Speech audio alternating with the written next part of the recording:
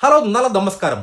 ആശകൾ ആയിരം. ജി പ്രജിത്ത് സംവിധാനം ചെയ്ത് ജയറാമും കാളിദാസ് ജയറാമും പ്രധാന വേഷത്തിലെത്തിയ ആശകൾ ആയിരം എന്നതിൻ്റെ മെയിൻ പ്ലോട്ട് സിനിമയെ ഭ്രാന്തമായി പ്രണയിക്കുന്ന കുറച്ച് മനുഷ്യരുടെ കഥയാണ്.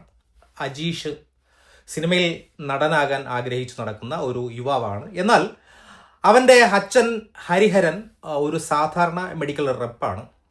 മകൻ ഒരു ജോലിക്കും പോകണമെന്ന് ആഗ്രഹിക്കുന്ന സാധാരണക്കാരനായ ഒരു അച്ഛൻ. സിനിമയല്ലാതെ മറ്റൊന്നും ചിന്തിക്കാൻ കഴിയാത്ത മകനും അച്ഛനും തമ്മിലുള്ള സംഘർഷത്തിലൂടെയാണ് കഥ മുന്നോട്ട് പോകുന്നത്. അപ്രതീക്ഷിതമായി അച്ഛൻ ഹരിഹരൻ സിനിമയിൽ ഒരു വേഷം ലഭിക്കുന്നത് കൂടി ഈ കുടുംബത്തിൻ്റെ ജീവിതത്തിൽ ഉണ്ടാകുന്ന മാറ്റങ്ങളാണ് സിനിമയുടെ മെയിൻ പ്ലോട്ട് എന്ന് പറയുന്നത്. സിനിമയ്ക്കുള്ളിലെ സിനിമ എന്ന് വേണമെങ്കിൽ പറയാം. സിനിമ ആ ഒരു പശ്ചാത്തലത്തിലാണ് ഇതിനെ ഒരുക്കിയിരിക്കുന്നത്.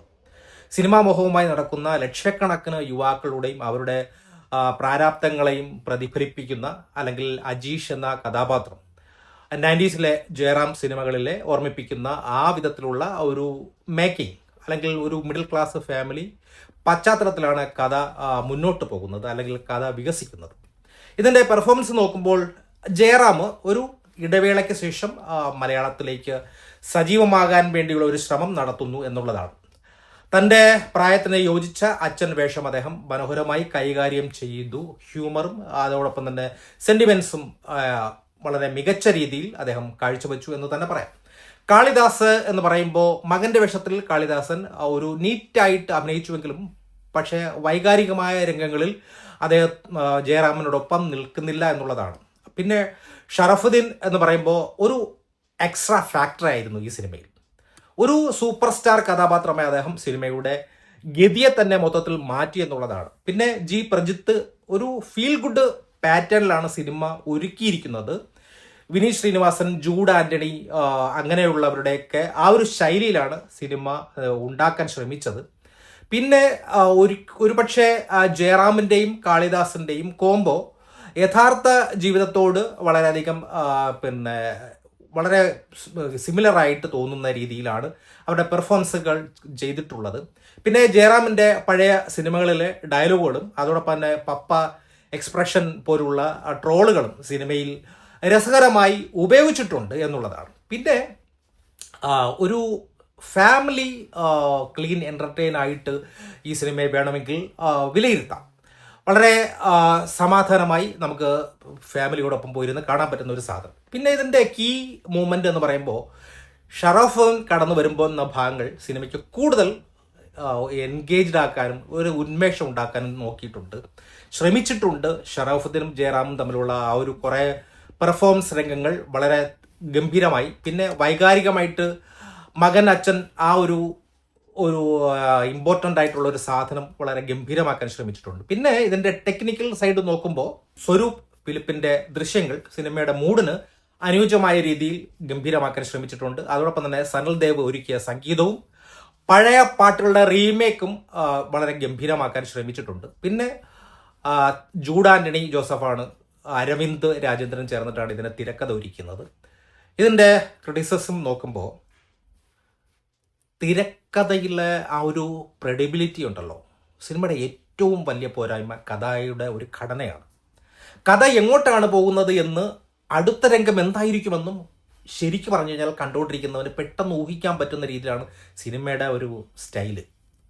ഒരു പ്രത്യേക പോയിന്റ് കഴിഞ്ഞാൽ പടം പിന്നെ ഒരു സ്റ്റേജ് ഹ്യൂമറായിട്ടാണ് എനിക്ക് തോന്നിയത്. സെക്കൻഡ് ഹാഫിലാണെങ്കിൽ ഒരുപാട് ഇമോഷൻ രംഗങ്ങൾ വേണ്ടത്ര രീതിയിലുള്ള ആഴത്തിൽ എത്തിക്കാൻ കഴിഞ്ഞിട്ടില്ല. സിനിമയുടെ ക്ലൈമാക്സിൻ്റെ ഭാഗങ്ങളിൽ നെപ്പോട്ടിസത്തെ ശക്തമായി വിമർശിക്കുന്നുണ്ട്. പിന്നെ ഡയലോഗുകൾ ആ ഒരു നെപ്പോട്ടിസത്തിൻ്റെ എന്തിനു വേണ്ടിയാണ് നെപ്പോട്ടിസം എന്ന് പറയുന്ന സാധനത്തിന് ഡയലോഗ് കയറ്റിയത്?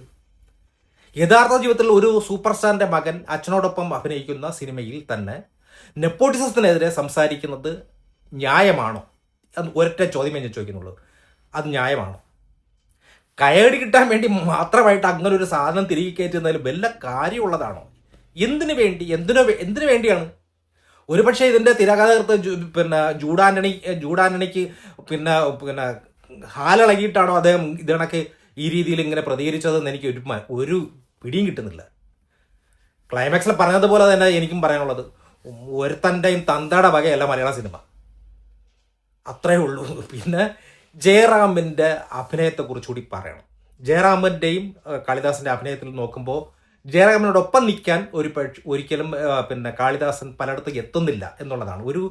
ഒരു എന്താ പറയുക, ഒരു ഫീമെയിൽ ഇത് പിന്നെ കാളിദാസൻ്റെ ബോഡിയിൽ കിടക്കുന്നുണ്ടോ എന്ന് എനിക്കൊരു സംശയമുണ്ട്. പലയിടത്തും അങ്ങനെയുള്ളൊരു ആക്ടിങ് മെത്തേഡാണ് പുള്ളിക്കാരൻ പിടിച്ചിരിക്കുന്നത്. കാരണം പുള്ളിക്കാരൻ തമിഴിലൊരു സിനിമ ചെയ്തിരിക്കുന്ന അതേ പാറ്റേൺ ഇതിലും പിടിച്ചിട്ടുണ്ട്. അതോടൊപ്പം തന്നെ ജയറാമിൻ്റെ കാര്യത്തിലും എനിക്ക് പറയാനുള്ളത്, ജയറാമിന് ഇതുവരെയും ഈ നാടകം എന്ന് പറയുന്ന ഒരു സാധനത്തിൽ നിന്നും തിരിച്ച് സിനിമയിലേക്ക് പുള്ളിക്കാരൻ ഇതുവരെ എത്തിയില്ല. പണ്ട് ഏതോ ഒരു സിനിമയിൽ അഭിനയിച്ചിട്ടുണ്ടല്ലോ, ഒരു നടൻ എന്ന് പറയുന്ന ഒരു സിനിമ, കാറ്റേ കാറ്റേ പൂങ്കാറ്റേ എന്ന് പറഞ്ഞ ഒരു പാട്ടൊക്കെ ഉള്ള ഒരു സിനിമ. അവിടെ കാണിക്കുന്നത് ഇവിടെ നിൽക്കുന്നവൻ്റെ നെഞ്ചിൽ കൊള്ളണമെന്ന് പറഞ്ഞിട്ട് സൂപ്പർ ഡയലോഗ് അടിച്ചുകൊണ്ട് ഒരു സിനിമ ഉണ്ടല്ലോ, അതിൻ്റെ പേര് നടൻ എന്ന് പറയുന്ന സിനിമയാണ്. ആ സിനിമയിൽ കാണിക്കുന്നത് പോലുള്ള ഒരു പെർഫോമൻസ്, അതായത് ഡ്രാമാറ്റിക്, ഒന്നുകിൽ ഡയലോഗ് ഡെലിവറിയിലെങ്കിലും ഒരു മാറ്റം വരുത്താൻ, ഒരു അസ്കിതയായിട്ടുള്ള ഒരു സൗണ്ട് മോഡുലേഷൻ, എന്ത് ഡ്രാമയാ! വെറുതെ അല്ല ഈ മനുഷ്യൻ ഇത്രയും കാലം മലയാള സിനിമയിൽ ഇങ്ങോട്ട് വരാത്തത്. ബെസ്റ്റാ, മറ്റു ഭാഷകളിൽ ഇപ്പോൾ തന്നെ പോയി ഗസ്റ്റ് റോള് എന്താണെന്ന് വെച്ച് കഴിഞ്ഞാൽ അത് അഭിനയിക്കുന്നതാണ് നല്ലത്. ഒരിക്കലും ഇങ്ങോട്ട് വരാതിരിക്കുന്നത് തന്നെയാണ് നല്ലത്.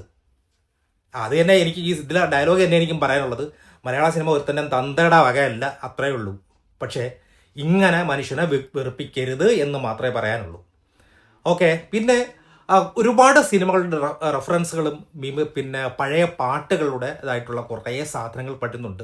പിന്നെ ഷാർജ ടു ഷാർജയിൽ ആ പാട്ടൊക്കെ എന്തിനു വേണ്ടിയാണ് ആ പാട്ടെടുത്ത് ഇതിൽ റീമേക്ക് ചെയ്ത് ഇതിൽ കയറ്റിയിരിക്കുന്നതെന്ന് ഒരിക്കലും പിടിയും കിട്ടുന്നില്ല. അല്ലെങ്കിൽ അങ്ങനെ ഒരു സിറ്റുവേഷൻ അവിടെ എന്തിനാവശ്യം?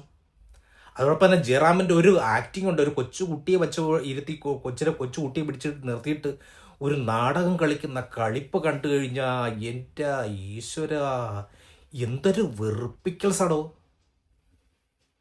നീ ഒന്ന് അഭിനയിച്ച് കാണിക്കടാ എന്താ ഞാനൊന്ന് പഠിക്കട്ടെ എന്ന് പറഞ്ഞിട്ട് കാണിക്കുന്ന ഒരു ഊള സാധനമുണ്ട്.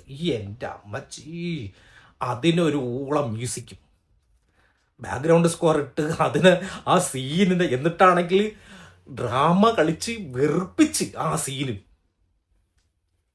പിന്നെ എനിക്ക് തോന്നുന്നത് ഈ ഗോപാലൻ ചേട്ടൻ ഗോകുലം മൂവീസ് അങ്ങേർക്ക് വേറെ ജോലിയൊന്നുമില്ല. ഈ തിരക്കഥയൊന്നും കേൾക്കാതെയാണ് ഈ സിനിമ പ്രൊഡ്യൂസ് ചെയ്യുന്നത്. ഇതുപോലുള്ള സിനിമകൾക്കൊക്കെ കൊണ്ട് ഇദ്ദേഹം എന്തിനാണ് തലവെച്ച് കൊടുക്കുന്നതെന്ന് എനിക്കൊരു പിടിയും കിട്ടുന്നില്ല. എന്തിനാണ് ഇങ്ങനെയുള്ളൊരു സിനിമ? പിന്നെ ഈ സിനിമ എന്ന് പറയുന്നത് സിനിമയ്ക്കകത്തൊരു സിനിമയാണ്. കാരണം ഗോപാലൻ ചേട്ടൻ്റെ മുമ്പിൽ ഒരു കൊച്ചു വന്ന്, ഒരു പെൺകുട്ടി വന്ന് കഥ പറയുന്നതാണ് ഇതിൻ്റെ ഒരു ഇതിവൃത്തം എന്ന് വേണമെങ്കിൽ പറയാം. ഞാൻ നേരത്തെ പറഞ്ഞ ഇതിവൃത്തങ്ങളെല്ലാം മാച്ചുകള. ഇതാണ് കഥയ്ക്കകത്ത്, സിനിമയ്ക്കകത്ത് സിനിമ.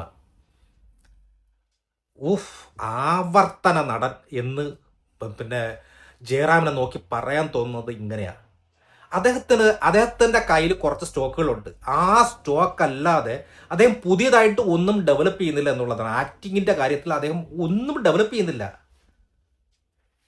നല്ല രീതിക്ക് വെറുപ്പിച്ചു എന്നുള്ളത് തന്നെയാണ്. ഞാൻ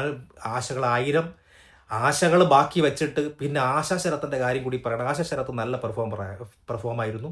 ഒരു അമ്മയായിട്ട് നല്ല രീതിയിൽ പെർഫോം ചെയ്തു.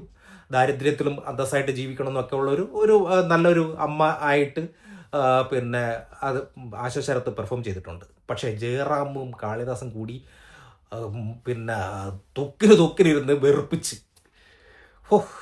എന്തിനു വേണ്ടിയാണ് ഇങ്ങനെ ഒരു സിനിമ എന്നാണ് ഞാൻ ആലോചിക്കുന്നത്.